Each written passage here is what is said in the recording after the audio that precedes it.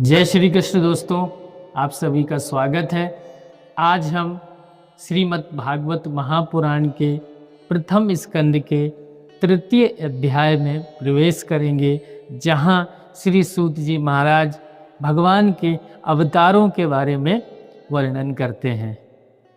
वैसे तो भगवान की लीलाएं, कथाएं, अवतार अनंत हैं, जो कि संत जन कहते हैं कि हरि अनंत हरि कथा अनंता, कहु सुनहु बहु विधि सब संता। सूत जी कहते हैं, हे महान ऋषिगण, भगवान एक हैं पर उनकी लीलाएं अनंत हैं। जैसे सूर्य एक है पर उसकी किरणें असंख्य हैं, वैसे ही नारायण एक हैं पर उनके रूप अनेक हैं।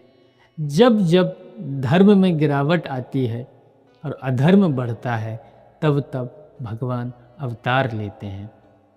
वह बार बार आते हैं, कभी जल में, कभी भूमि में, कभी मनुष्य बनकर, कभी पशु के रूप में, केवल धर्म की रक्षा और भक्तों के उद्धार के लिए। दोस्तों, पहला अवतार है भगवान का मत्स्य अवतार। भगवान मत्स्य को प्रणाम करते हुए इस कथा में प्रवेश करते हैं कि एक बार प्रलय का समय आया, सारी पृथ्वी जल में डूबने लगी। तब वैवस्वत मनु तप कर रहे थे। एक बार वैवस्वत मनु नदी में स्नान करने के लिए गए और एक छोटी मछली उनके हाथ में आ गई और बोली, हे मनु, मुझे बचा लो। मनु ने उसे लोटे में रख लिया, लेकिन वह लोटे में नहीं समाई। मनु जी ने घड़े में रख लिया। फिर वो घड़े में भी नहीं समाई तो फिर उसको बड़े तालाब में, फिर तालाब में नहीं समाई तो सागर में। और तब मनु जी ने ये देखा कि ये मछली नहीं कुछ और है, तो मछली से प्रार्थना की और तभी वहाँ पर मछली के रूप में भगवान मत्स्य प्रकट हुए और मत्स्य भगवान एक नाव बन गए और नाव बन के मनु जी से बोले। उन्होंने कहा, हे मनु, जब प्रलय आए तो इस नाव में सवार होना, मैं वेदों सहित तुम्हें पार कर दूंगा।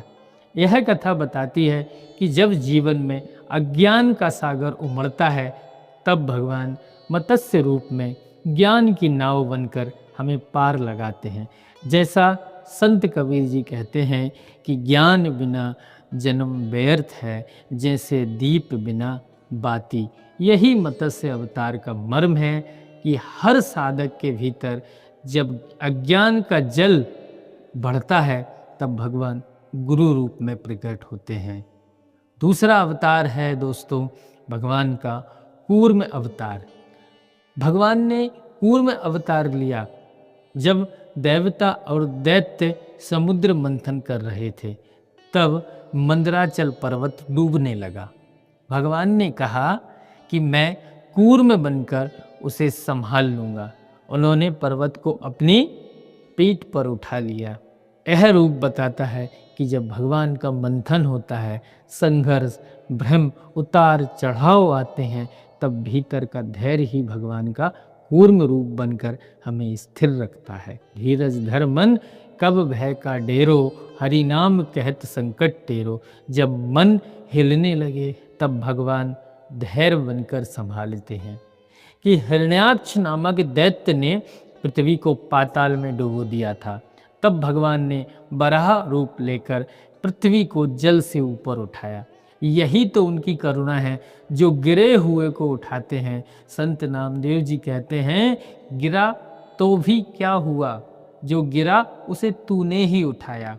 जब मनुष्य पाप और मोह में गिरता है, तब भीतर से उठाने वाली शक्ति भगवान की बराह रूप कहलाती है। बराह रूप ही तो है जो मनुष्य को उठाता है। और चौथा अवतार भगवान का है नरसिंह अवतार। भक्त प्रहलाद ने कहा कि हे पिताजी, भगवान सर्वत्र हैं। हिरण्यकश्यपु ने पूछा, क्या इस खंबे में हैं? और जैसे ही उसने खंबे को मारा, भगवान नरसिंह रूप में प्रकट हुए, भक्त की रक्षा की और अधर्मी का अंत किया। यह बताता है कि जब भक्ति संकट में आती है, तब भगवान असंभव रूप में भी प्रकट हो जाते हैं।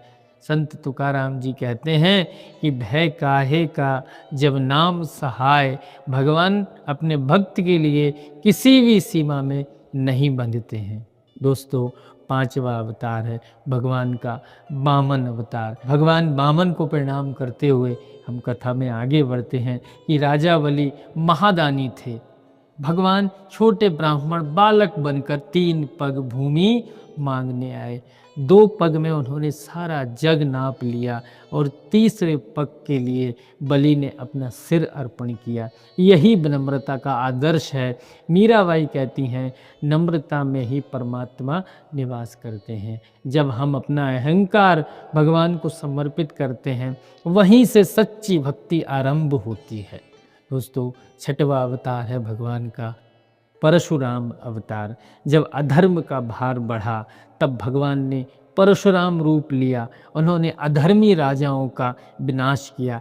यह केवल बाहरी युद्ध नहीं था, यह भीतर के युद्ध का प्रतीक है। जब क्रोध, लोभ, द्वेष हमारे भीतर राज करने लगते हैं, तब विवेक रूपी परशुराम उन्हें समाप्त करते हैं। 7वां अवतार है दोस्तों भगवान मर्यादा पुरुषोत्तम श्री राम का। मर्यादा पुरुषोत्तम भगवान श्री राम को प्रणाम करते हुए कथा में आगे बढ़ते हैं कि भगवान ने राम रूप का अवतार लिया, अयोध्या में जन्म लेकर रावण का संहार किया और धर्म की मर्यादा स्थापित की। श्री राम ने हमें सिखाया कि प्रेम हो पर नीति के साथ, प्रेम हो पर संयम के साथ। तुलसीदास जी कहते हैं कि राम नाम मर्यादा है, जो लांघे सो पतित। श्री राम का जीवन यही कहता है कि भक्ति बिना नीति अधूरी है और नीति बिना प्रेम अधूरा है। और दोस्तों, 8वां अवतार भगवान श्री कृष्ण का है। भगवान श्री कृष्ण रूप में प्रकट हुए।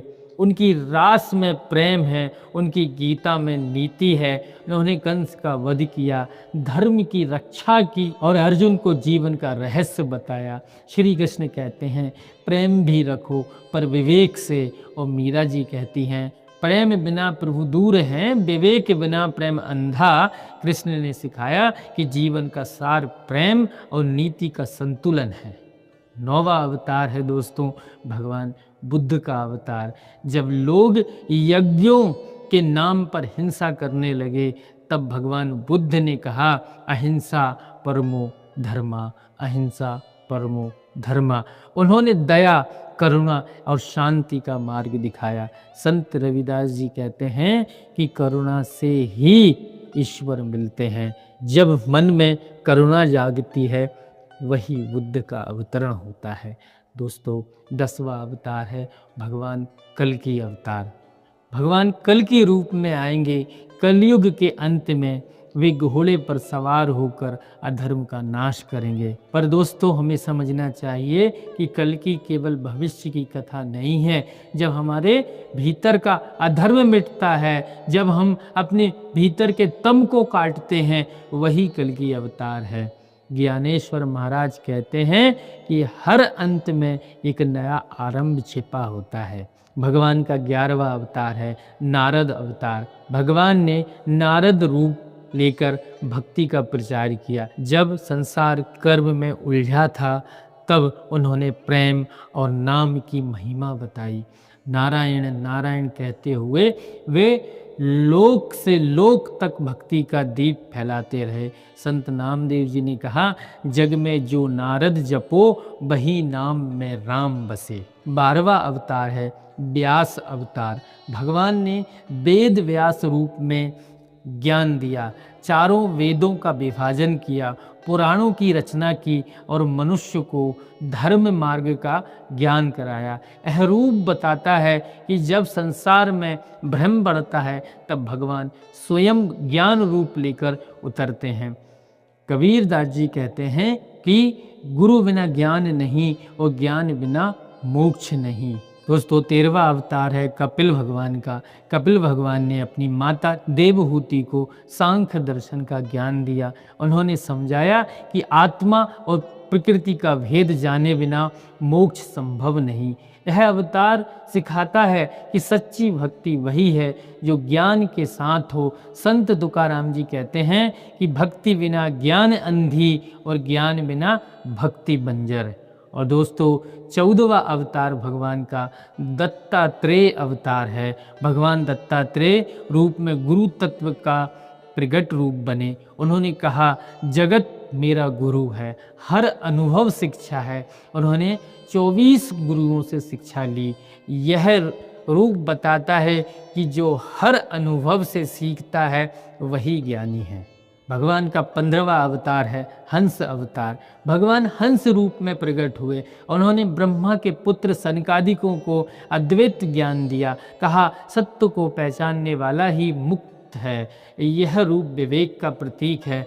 हंस जो दूध में से जल अलग करता है, वैसे ही विवेकी मनुष्य सत्य और असत्य को अलग करता है। 16वां अवतार है ऋषभदेव अवतार। भगवान ऋषभदेव ने वैराग्य और आत्म संयम का उपदेश दिया। राज सत्ता त्याग कर वन में चले गए। उन्होंने बताया सुख भोग में नहीं संयम में है। संत ज्ञानेश्वर कहते हैं वैराग्य बिना भक्ति अधूरी है। और दोस्तों 17वां अवतार है भगवान पृथु अवतार। भगवान पृथु रूप में आए। जब प्रजा भूखी मरने लगी तब उन्होंने पृथ्वी का दोहन किया और लोगों को अन्न दिया। यह रूप सिखाता है कि लोक सेवा ही सबसे बड़ा धर्म है। 18वां अवतार है भगवान का नर नारायण अवतार। भगवान ने नर नारायण रूप में बद्री का आश्रम में तपस्या की। यह तप और योग का आदर्श है। उन्होंने बताया कि शक्ति तपस्या से आती है, ना कि संग्रह से। और 19वां अवतार है ग्रीव अवतार। जब वेद असुरों ने छिपा दिए तब भगवान ने है ग्रीव रूप धारण कर वेदों की रक्षा की। यह ज्ञान संरक्षण का प्रतीक है, जिससे आज भी जब अधर्म ज्ञान को ढक लेता है तो भगवान सत्य की ज्योति से उसे पुनः प्रकाशित कर देते हैं। 20वां अवतार है मोहिनी अवतार। भगवान ने मोहिनी रूप में प्रकट होकर अमृत को देवताओं को दिया और असुरों को मोहित किया। यह अवतार माया का रहस्य सिखाता है। माया सुंदर है पर भ्रामक है। विवेक वही है जो अमृत को पहचान ले और विष को छोड़ दे।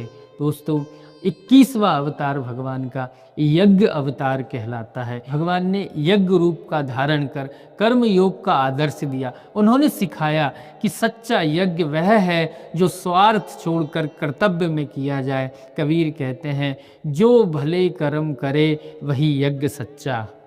22वां अवतार है भगवान का बलराम अवतार। भगवान बलराम ने शक्ति और नीति का संगम दिखाया। उन्होंने बताया कि शक्ति का उपयोग धर्म के लिए हो, अहंकार के लिए नहीं। जब शक्ति विनम्र हो जाती है तब वही भक्ति बन जाती है। जब देवताओं और दानवों ने क्षीर सागर मंथन किया तब उस समुद्र से अनेक दिव्य वस्तुएं प्रकट हुईं। उनमें से एक थे भगवान धन्वंतरी जो अमृत कलश लेकर प्रकट हुए। ये 23वां अवतार है। उन्होंने देवताओं को आयुर्वेद चिकित्सा विज्ञान का ज्ञान दिया। भगवान ने अमृत का पात्र देकर देवताओं को दीर्घ आयु बनाया।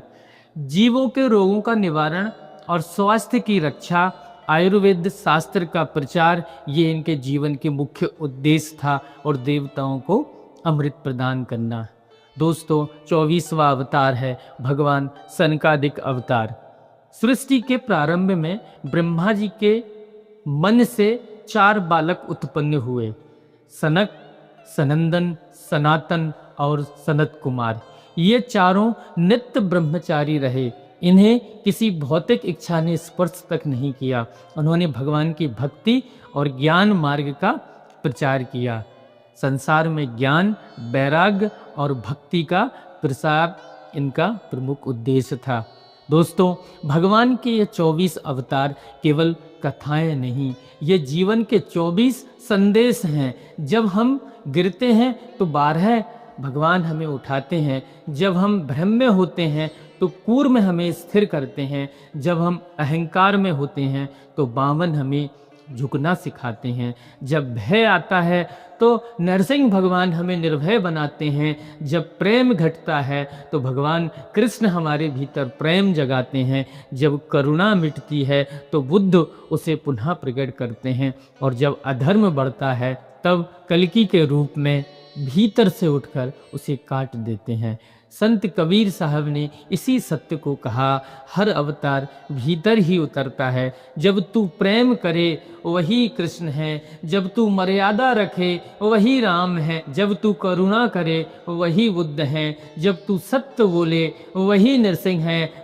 भगवान बाहर से नहीं आते, वे भीतर से प्रकट होते हैं। जब मन पवित्र होता है, जब हृदय भक्ति में होता है, तब भगवान हमारे भीतर ही प्रकट होते हैं। इस प्रकार श्रीमद् भागवत कथा 3 अध्याय हमें यह सिखाता है कि ईश्वर का अवतार केवल धर्म की रक्षा के लिए नहीं, बल्कि हमारे भीतर सोई हुई दिव्यता को जगाने के लिए होता है। जब मनुष्य का हृदय भक्ति में होता है तब वही अवतार का साक्षात अनुभव करता है। वही मनुष्य कह उठता है, वासुदेवा सर्वमिति, वासुदेवा सर्वमिति, वासुदेवा सर्वमिति। सब वही है, भीतर भी वही है, बाहर भी वही है। इसलिए दोस्तों, भगवान के इन 24 नामों का स्मरण करते रहिए ताकि हम अंदर से ताप शाप मुक्त हो सकें। इस कथा को भगवान के श्री चरणों में अर्पण करते हुए आज की कथा को हम यहीं विराम देते हैं। कथा निरंतर जारी रहेगी। इसी के साथ जय श्री कृष्ण।